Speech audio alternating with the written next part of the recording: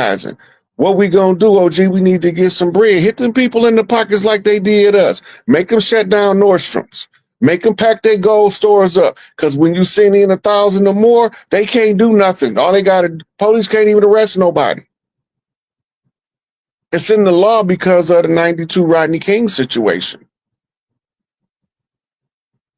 Yeah, when during the Rodney King situation, they told you about all of the burnings and stuff that the so-called people was doing, but they didn't tell you about the dirt the police was doing.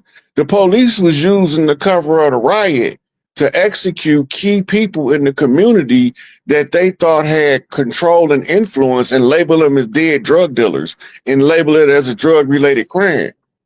And Iran-Contra proved that the government was the ones bringing in dope. They was flooding it into our communities. And now you starving because we didn't cut off your socioeconomics. You're not allowed to get a skilled trades position because you don't look the part. Right? So when they systematically shut us out of finance, what we supposed to do? The tribal way is to get it off the land. Get it off the land. If you can't get it from the dirt, you ain't from over here. And in this case, get it from the dirt, landed them into a whole bag of snow, the snowman effect. Bill Clinton's CIA code named the snowman. Brought more dope into Arkansas than you could possibly imagine. He brought more dope into Arkansas than Big Meech ever seen. And used the police to transport it. And everybody in Arkansas know. All the tribes watching, they just ain't saying nothing. But you got leadership down in Arkansas waiting to tell the story about how the snowman snowed them in. And all that stuff is related.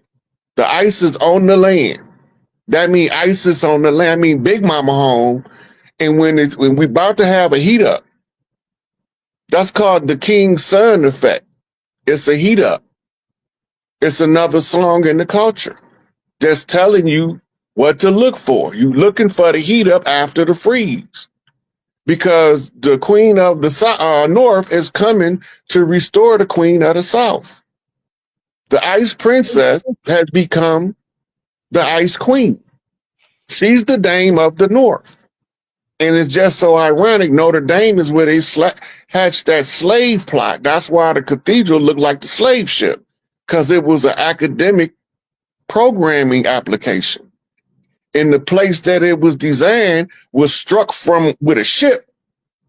They got pictures of the ship sitting right there watching it burn. And then they brushed it out, airbrushed it out on the news. Because that's where they hatched that plot. It was an academic plot. It was an educational paradigm in order to enforce some stuff called racism. Yeah. One of the biggest fallacies ever given to man as a tool to divide and conquer in order to maintain the artificial caste system based on skin color.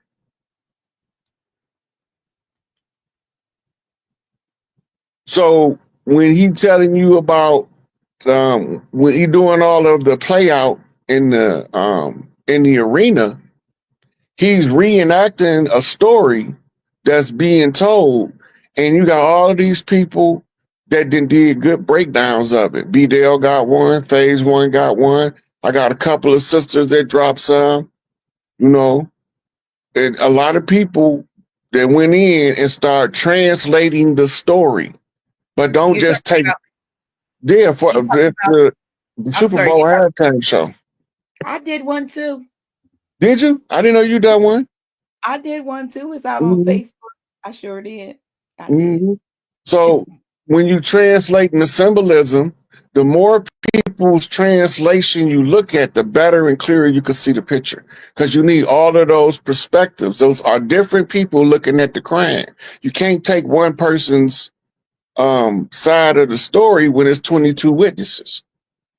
And you only going to accept one witness out of 22. You left 21 of them unaccounted for. But when you see what all of them saw, now you can look at it again and see what you see for yourself. Right. Right, because it's like anything that's happened at a crime or something, all the witnesses see it from their perspective. And somewhere along the line, if you look at them all, you're going to find some continuity in there. You may find varying perspectives from whatever angle they saw it, but there also should be some points that are in, very congruent and hey, see, everybody said that. Matter of fact, I'll share what I wrote if you don't mind.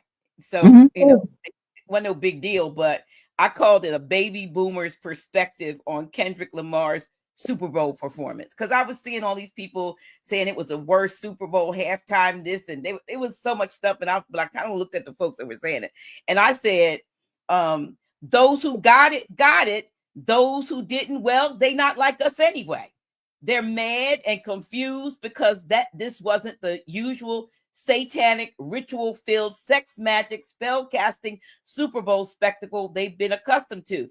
Kendrick Lamar presented an in-your-face message of truth, restoration, and liberation from the grip and control of the colonizing forces that have, quote-unquote, traded places with, quote-unquote, us long enough. Like many of the old, quote, Negro spirituals that were actually used to send hidden message that a run for freedom was imminent, Kendrick Lamar took advantage of their most widely watched ritualistic event and flipped the script to speak truth to power, and I put the system on their nickel before the whole world.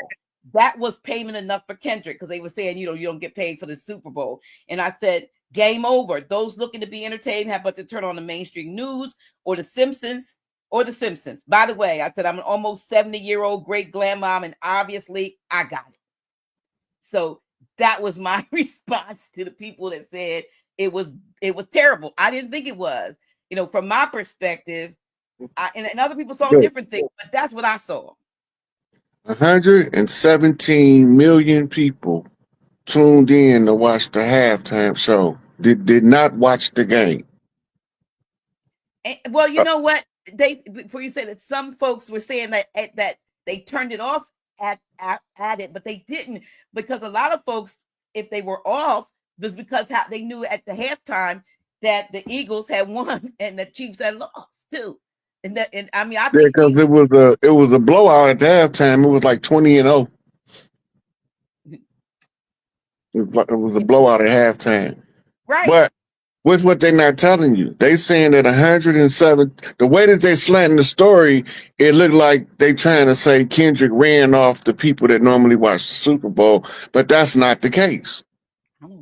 There's two reasons that the halftime show, 117 million people left the show. Trump left and Kendrick was finished performing. We ain't come to see the ass end of the mule as he leaves in the barn. We seen the butcher when he went in, and we seen the one who was supposed to carry the top of the carcass away. So we don't want to see the ass end of the ass going out the back though. we came to see Kendrick butchered them, right? And now Trump is just carrying away the carcass with the audits. He just sicked his doge on him, his doggy. Right, so it don't matter what they doing now. It's over with. It's just going through the process. They can't give it back to us until they know what they got to give us. They can't. They gotta know. We gotta know. They gotta tell us what was stolen, what was misappropriated, what was patently lost. They say is lost. And that we ain't got to force nothing. You remember back in 2008, after the banks crashed, they started having all them emergency city managers come in and try to draw all these cities out of bankruptcy. And they were selling off the properties and everything from the city because they was corporations. They needed that's what Trump is to the federal government. He's a liquidator.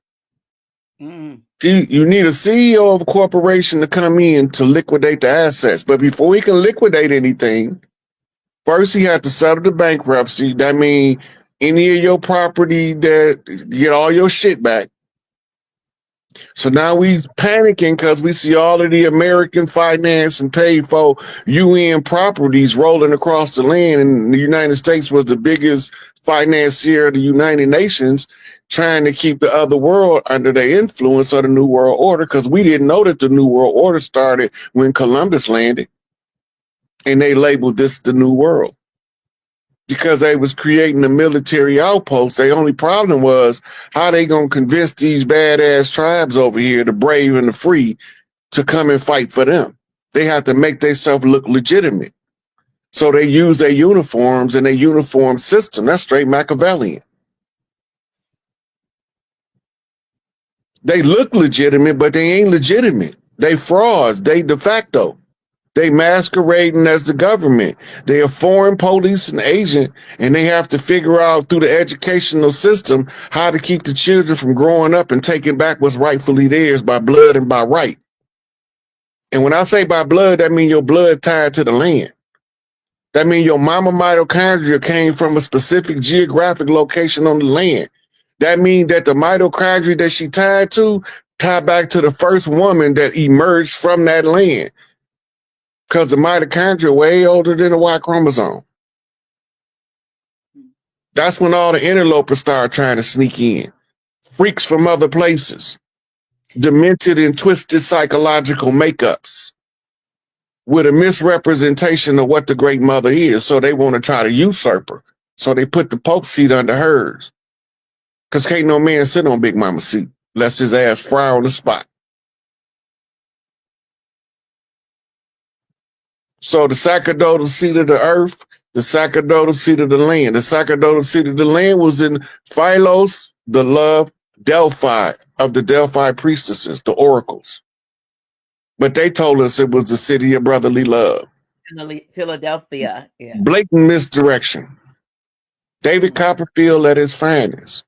And when you start reading the culture on the land, and the most loved, most respected across the land, you understand why we are all doing our individual parts from where we at.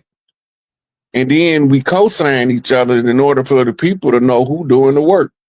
Because if you don't know who working for you, you're going to ride with who working against you, telling you they working for you. But it's just a difference. The ones that's down with you ain't trying to exploit you, but the ones that's telling you they down with you, exploiting you, is the enemy. So you heard what Farrakhan say about Kendrick, right? No, I didn't. Well, let's listen. Long before the Super Bowl. Oh, wow. Okay. That was long before the Super Bowl. Oh, that wasn't okay. Long before the Super Bowl. Now, when Kendrick came out the halftime, what did he say about the revolution? Televised.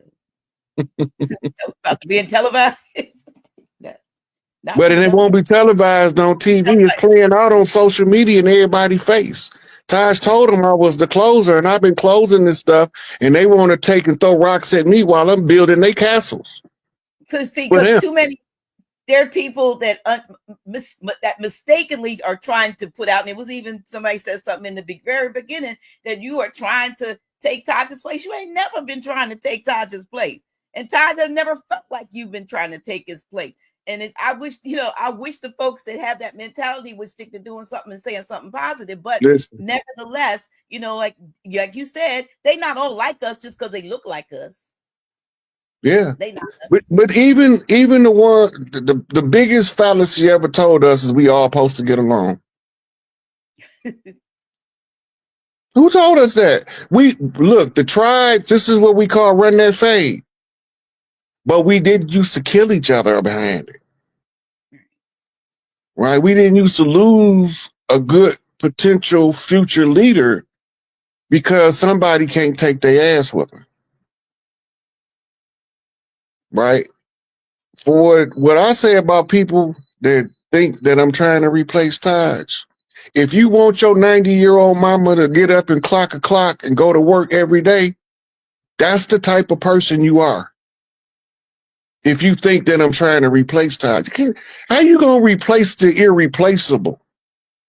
He didn't already left his footprint, and my shoes don't fit. I can't walk in his footprints. I can only stand on his shoulders. I can only continue to take the baton and run to the next level. I can't replace him. He's irreplaceable. He just as irreplaceable today as Noble Drew Ali. And then I told the sister last night on a different show on my live, I was like, we not gonna even understand the importance of Noble Drew Ali until we get rid of the dirty Moors. When we get rid of the dirty Moors, and they gonna get got rid of, because they know who they all is. But when you get rid of the dirty Moors, then that whole Circle 7, them oral statements and prophecies, that stuff gonna have a whole new meaning to you. He was telling you in a tribal way how to break the codes. And they start putting dogma in and taking terms like a depth chamber to make themselves sound like they deep. Like they got some secret superior knowledge that you can't attain because you're not as smart as them.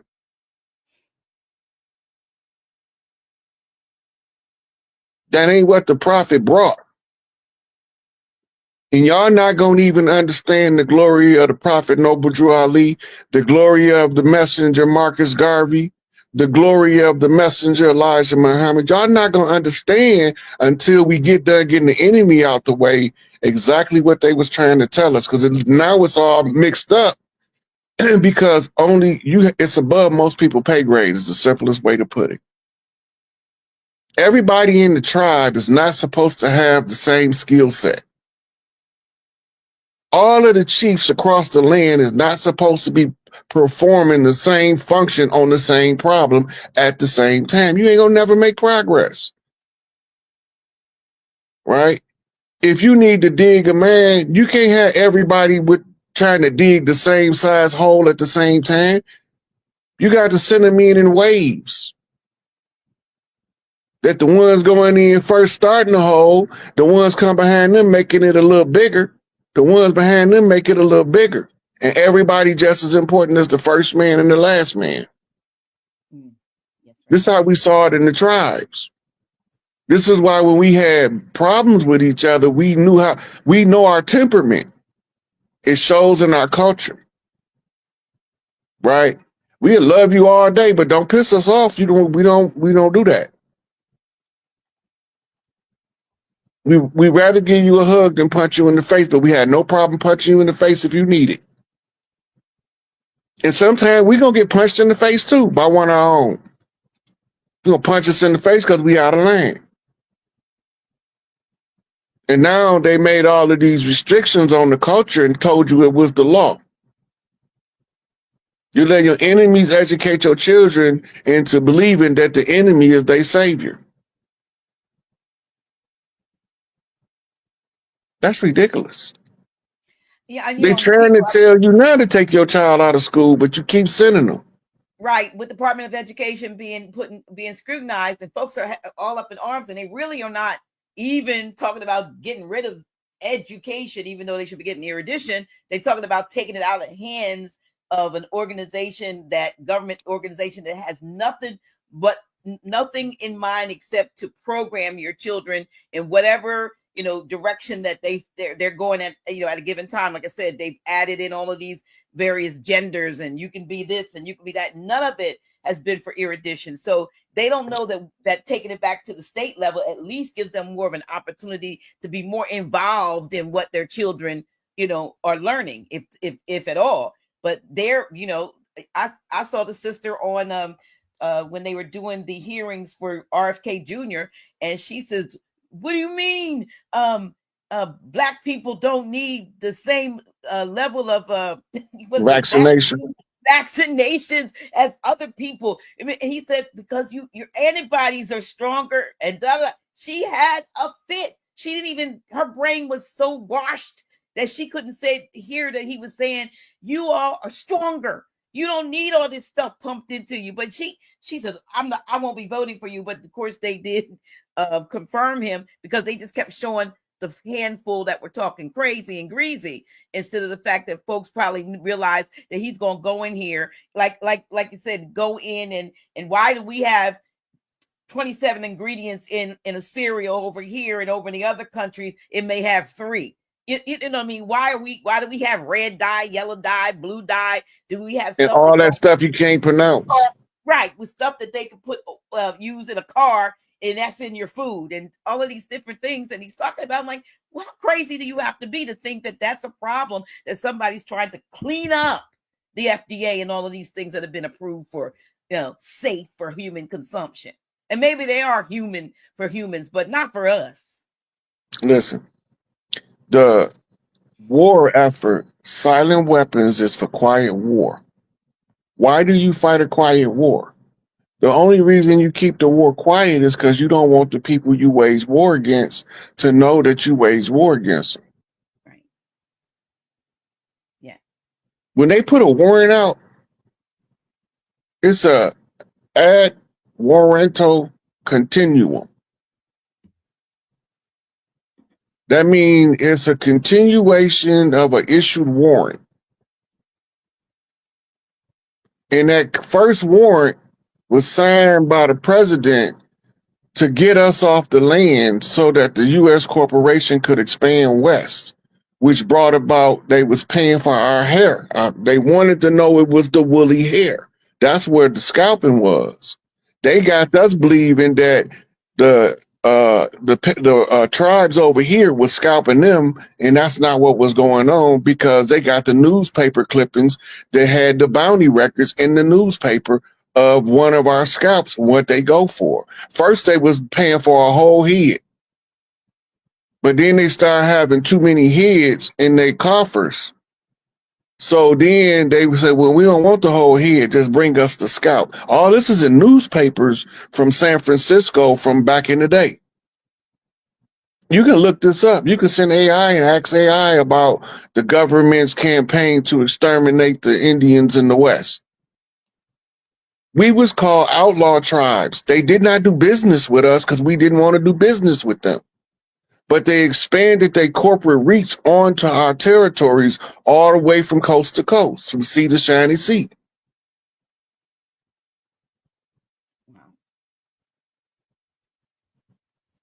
What they call their flag? Old Glory.